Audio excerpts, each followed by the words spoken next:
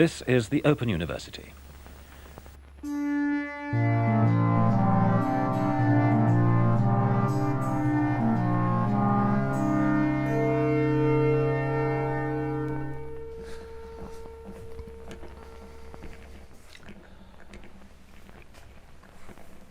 Kitsch Debbie, an East European woman, shouted at me as I came out of the eastern doors of the Galerie Lafayette department store in Paris about an hour or so ago. And she looked like an East European. So when I was comfortably seated on the metro, I asked ChatGPT, what might this mean, Kitsch Debbie? I wrote it down as quiche, the French food, and then Debbie, the abbreviated form of Deborah. And ChatGPT came back and said, I'm afraid you've been insulted in a Slavic language, possibly Polish, because quiche is the same word as kitsch, and Debbie just means an idiot, tasteless fool, or Kitsch Idiot was what she was shouting in Polish on a Paris street at me. I was dressed exactly as I am right now, and after informing me at great length what this meant, ChatGPT asked as a follow-up question me to describe what I was wearing so that it could tell me whether the woman was right, whether there was any substance in what she said.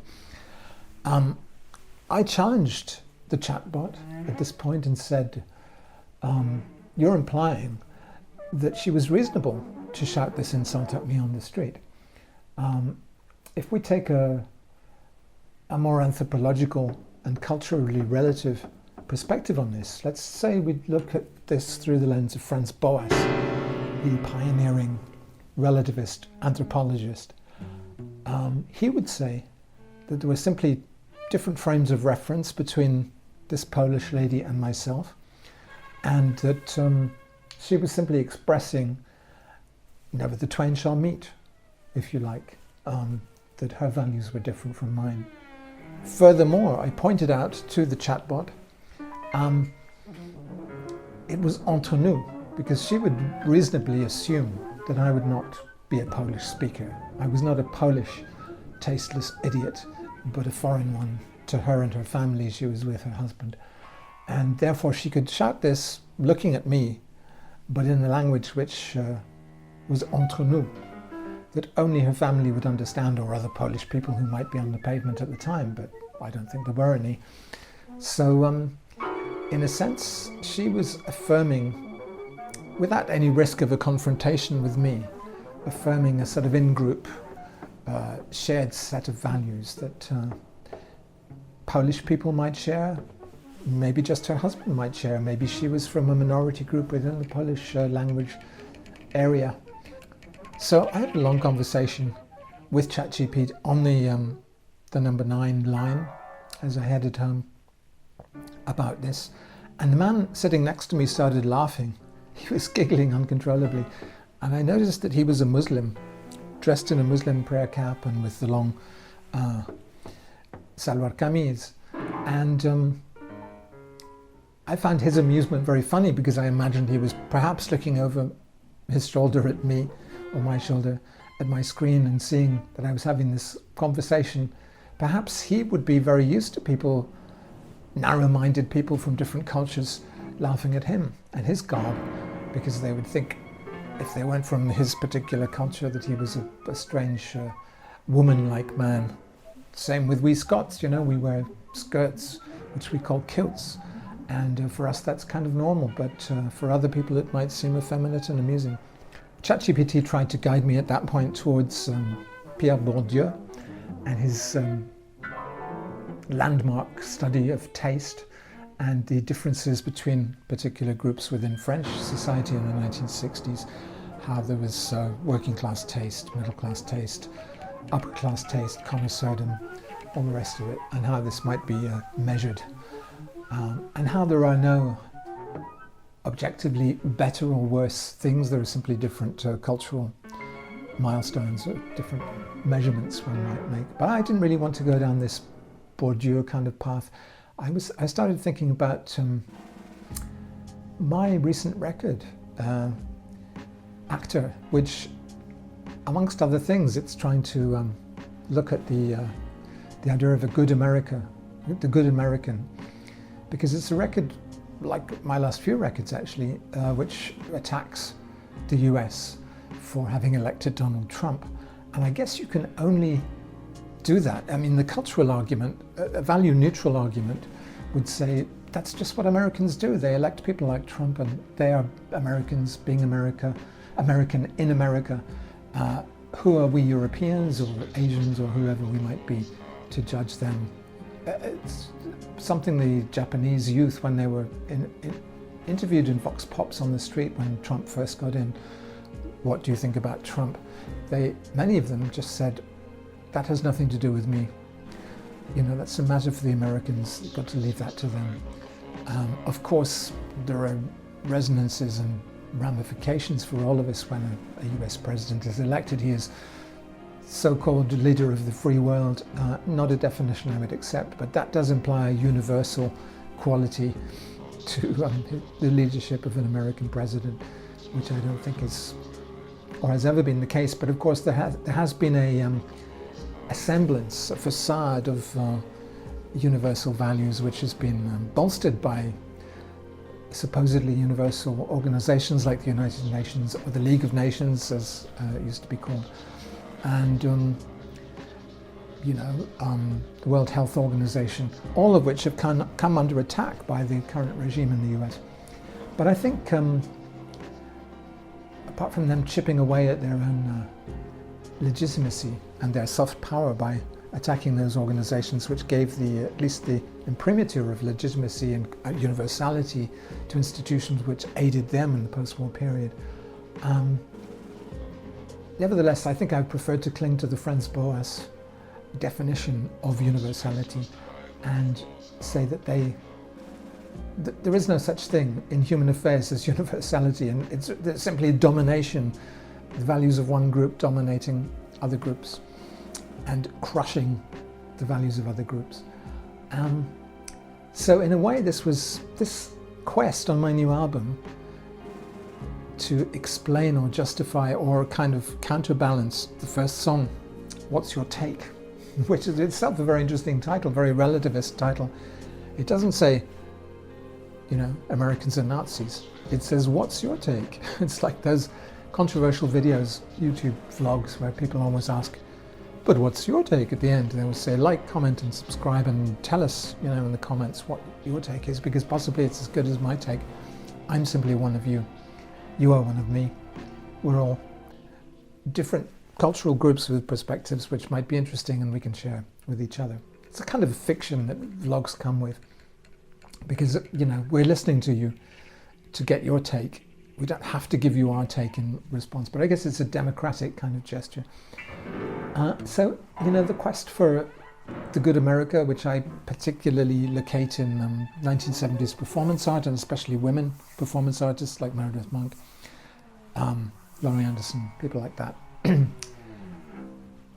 the song The Kitchen, is really an attempt to say I personally do share values with the Americans, and therefore I have the right to criticize their choice of president and the direction they've taken.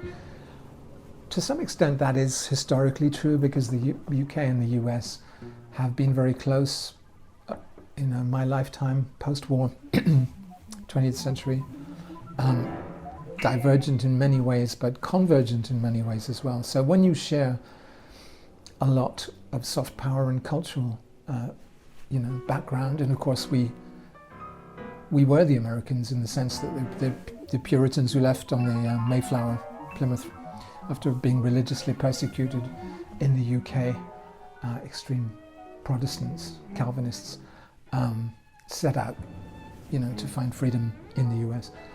To that extent, we do share your culture because it comes from our culture. But I think what I've realized really since the turn of the century anyway is that the US has a very different set of values.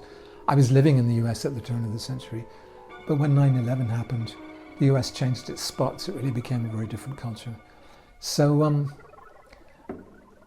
not sure if that is a correct justification, or it is historically. I can say, you know, I loved the performance art or the downtown art scene in New York in the 1970s, the food restaurant run by an American artist and a British artist, which I've talked about before, in Soho.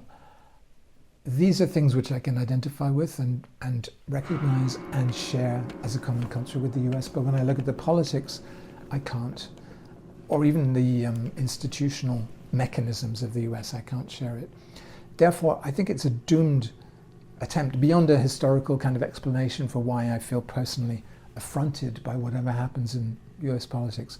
Maybe I have no right to, because they're simply taking their own path, going their own way. It's a way which is not my way.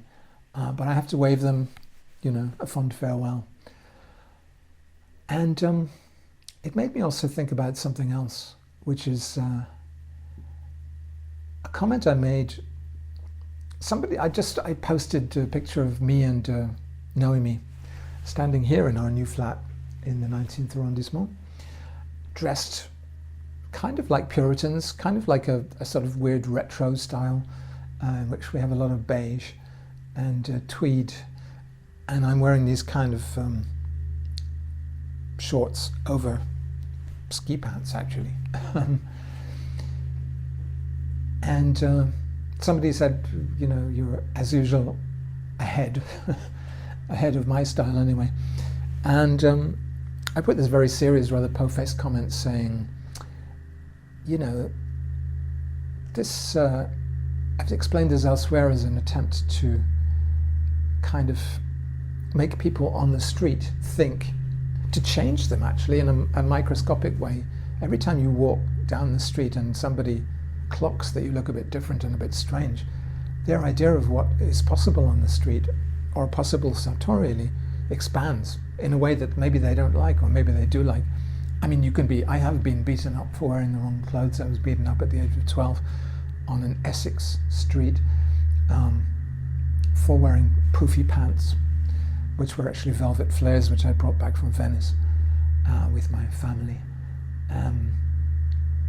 And me and my friend who was not wearing the poofy pants but had to take the consequences of simply being with me, were ushered on our bicycles, pushing our bicycles into a leafy lane behind the main street, and then clobbered around the head by these self-appointed fashion policemen, essentially, little 12-year-old boys like ourselves who didn't wear poofy pants. I attempted a relativistic explanation at the time, a Boas explanation. I said, you may describe these as poofy pants. We don't. But it's your right to. I almost went the whole hog, the whole liberal argument, and said, I will defend to the death your right to insult me, although I don't agree with the insult. And of course, it's the song "The Homosexual" is kind of based on this, idea that I've been all my life stigmatized as the other, despite being in fact not the other. But if someone decides you're the other, I guess you're the other for them. What can you do? Of course, it involves violence. It's crossing a red line. But I had been reading a book. I sort of bought myself a present of Combat, which is a volume of early work and interviews with Yuichi Yokoyama, who's my favorite sort of artist, mangaka. He's not really a mangaka, he's much more abstract and original than most mangakas. And he said something very striking in one of the interviews in this book. He said he's often asked if he's trying to make sci-fi in his work. And he says no, because sci-fi is really just an extrapolation of the values of the present and a projection of those values into an imagined future where the technology is improved. And that's not what I'm trying to do at all. I'm trying to show what might have happened if evolution and history had taken humanity in a different direction and ended up in a different place. So these strange faces and masks and clothes and situations that you see in a Yuichi Yokoyama strip or a painting are a kind of parallel world in which things turned out differently. And he finds that very liberating and very interesting, very fascinating, as I do. In that sense, we're fantasists. We kind of want to to make people dream, to make people imagine what if things had turned out differently, and to make people see the arbitrariness of things as they are. As well as Stephen said, things as they are changed upon a blue guitar. So we're all trying to play this blue guitar and change things as they are. And this is what art does. Art is the blue guitar in the Wallace Stevens poem. But anything which makes you dream and imagine is also the blue guitar. So I'm walking down the street wearing a blue guitar, and it strikes some people as kitsch. It's funny because the word quiche, which this Polish lady shouted at me, is the same as the word kitsch, actually, in Polish. They have the same etymology. So to me it's the opposite of kitsch, because kitsch is something which is pre-formatted and very readily identifiable. It's, in that sense of the word, a bit like iconic. It's something which you recognize instantly, something which is so familiar, in fact, or picturesque is another word a bit like that. It's so familiar that you kind of don't even see it anymore as a stylistic statement. It's simply, oh yeah, that's that, and I know that. That's iconic, and I know iconic things. That's picturesque, and I know what is picturesque. These are all, I call it the difference between cognition and recognition. That kitsch, iconic, and picturesque are all things to do with recognition. You recognize something that's preformed, that's already been made, that's already been circulated, and has become, in a sense, exhausted. And cognition is about being confronted with something you don't quite understand, you don't really see properly, without thinking, without having to cogitate, without having to make a judgment. People tend to come to judgments very quickly. They rush to judgments, so they do it's within a millisecond you decide whether something's interesting, or perhaps you just are fascinatingly unable to comprehend something. And I think artists especially are fascinated by this kind of moment of hesitation which you can trigger, a moment of confusion. And of course it annoys people a lot, and a lot of criticism of contemporary art is people not getting it and being angry to not be able to put things directly into a category, to label things, to file things away, to set them aside. And this is the whole point of a lot of contemporary art, is to fox you, to make you think a bit longer about what you're seeing, and to confuse the eye, not to be recognizable, not to be fileable away. So I feel honored as a kitsch idiot. Not to be really kitsch, tasteless is perhaps a better word. For her it was tasteless. For me, I think she would be more kitsch in the sense that her values might be a little bit more reflexive and knee-jerk than mine. Who knows though, perhaps not.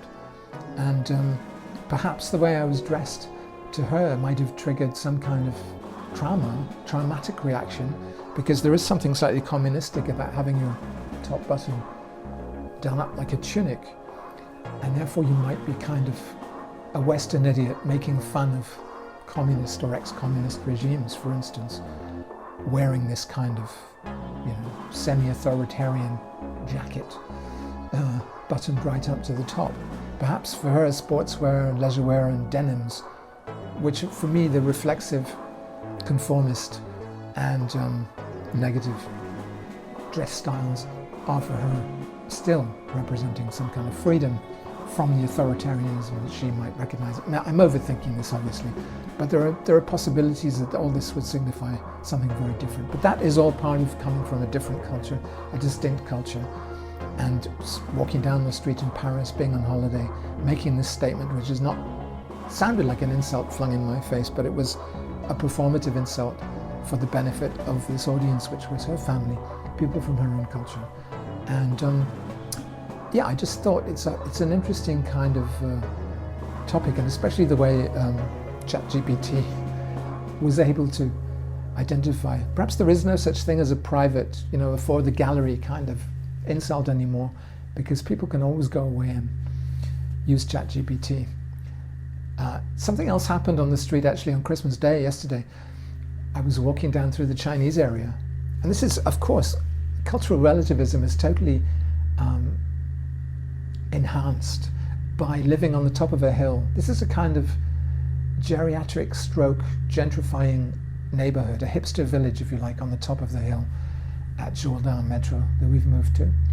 And what I've noticed when I walk down the hill in the morning to get into the centre of town is that I leave a geriatric area. Well, there's a lot of hipster cafes and things here which are mostly patronized by expats who are speaking English and are very privileged and have moved in and gentrified, you know, raised the level of the cafes in this area, whatever. Made a lot of soap and candles shops on the Rue de la Villette around the corner. But also old people living here who've lived here presumably for decades. As soon as I start walking down the hill, I hit a Chinese area. It's actually heralded by a sign which says École trilingue, a trilingual school. And then there's a Chinese, it says that in French, and then there's a Chinese character. So for Chinese people, presumably it's for, you know, learning 3 languages, or, you know, choosing between 3 languages to learn. I don't know if they teach Cantonese or Mandarin or whatever, but they're presumably there to process Chinese immigrants towards French. So from that point onwards, the next kilometre down the hill, it's all Chinese. Chinese supermarkets. It gets very dense as you hit the boulevard down there. Right down to about Parmentier, Avenue Parmentier, and the canal. And then it becomes, and there's also a lot of African and North African, Arabic, and also Central African people on the Rue de Belleville as you go down the hill. And they have their own stores and their own culture in the stores. And then you get to the basically French, the central Parisian neighborhood of République, which again is hip, but in kind of slightly different way, a more mainstream way than up here. But anyway, I was walking down here in the Chinese area on Christmas Day, and I noticed something I've kind of noticed before, but it was much more emphasized on Christmas Day because these were the only people on the boulevard. A lot of middle-aged or elderly Chinese women who were standing around. You know, standing around in a way that it suddenly struck me that they were prostitutes. And one of them approached me and used a word which I can't remember. It must have been, I don't know, a Chinese word for girl or prostitute or do you want a woman or something like that. And I just smiled and shrugged. But they were touting for custom, for something. There are drug dealers and things down there, but those are usually males. So the women coming up to you, I thought, you know, they're way too old. They're in their 50s and 60s, whatever. They can't surely be Chinese prostitutes. And what does the Chinese community think of those women working in that way and so publicly and whatever? So I really don't know. Maybe I was just projecting. There's something. I kind of ran away down the hill without asking ChatGPT what the word meant. So I guess I should, next time I should listen out to what the word actually is. But yeah, there are many different cultures, and it's good to be reminded of the fact that there are different cultural standards, even in the course of a 20-minute walk from one district of Paris to another. And I love cities that have that effect because I feel very safe, precisely because there are different cultures. Chigbajao. This is exactly what today's fascists are trying to tell one is dangerous.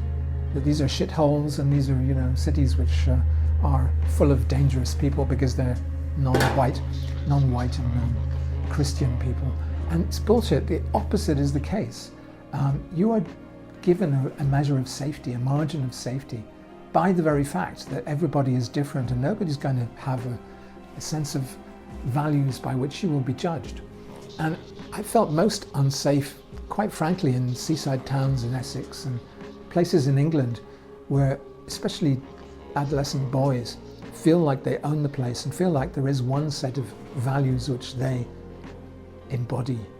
And if you look different, whether you look gay, whether you look, I mean, obviously not Brighton, I'm not talking about Brighton, I'm thinking more about Margate and places like that, smaller towns around the English coast. You get a lot of hostility in those small towns from people who are the self-appointed arbiters of not just fashion, but ethical and especially racial standards which they feel that they can uphold. And of course they feel threatened by the incursion of immigrant groups, whatever. But also they will attack you if you're of the same racial group as them, but obviously subscribe to different values. So you take your life in your hands. And it was in Essex where I did get beaten up, not very seriously, but got beaten for looking poofy, looking the wrong kind of person to those guys in a small town called Dedham, the town made famous by Constable, the most English of painters, Dedham Vale, the self-appointed guardians of fashion in Dedham came and meted out punishment. So I bear the scars, but I've always found it kind of amusing because it's never been life-threatening. It's simply been unpleasant to have these people, especially when they're people from the same kind of culture as you. Or the narcissism of minor difference really is what is the most poisonous, as Freud pointed out. So these people coming up and assuming that you're kind of on the same page as them, you should share the same values as them, but you've kind of diverged just sufficiently to be brought back, to be punished, and therefore brought back to the fold, and to join them in their cause of whatever rivers of blood Enoch Powell was trying to stir up at the time. That's all I have to say today. It's sort of thinking about Franz Boas and thinking about cultural relativism and all that stuff, and thinking about being a kitsch idiot. See you next time, next year. Open University.